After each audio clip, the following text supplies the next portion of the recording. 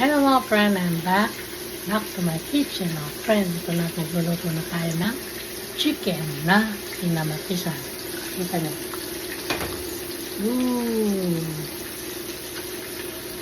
So, tipid na tipid sa ingredients mga friend. Kita nyo.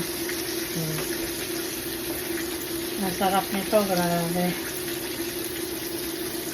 Tapos, meron tayong fried chicken dahil nag-subscribe ako sa fried chicken na yan mga friend. Nagluto tayo ng fried chicken saka mga pisa na manok. Lok. Eto, grabe ito. Ang sarap.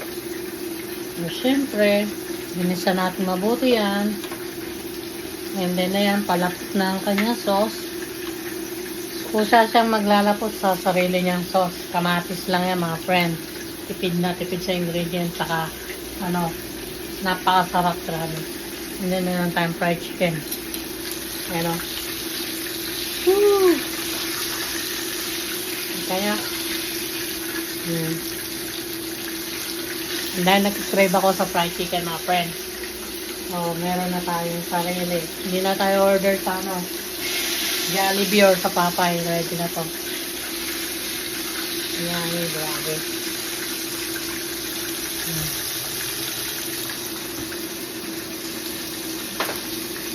Sobrang napakasarap nito. Ito ang ingredients sa mga friends. Simple lang. Ayan. So, merong sangkap yan ng pagmamahal. Ayan.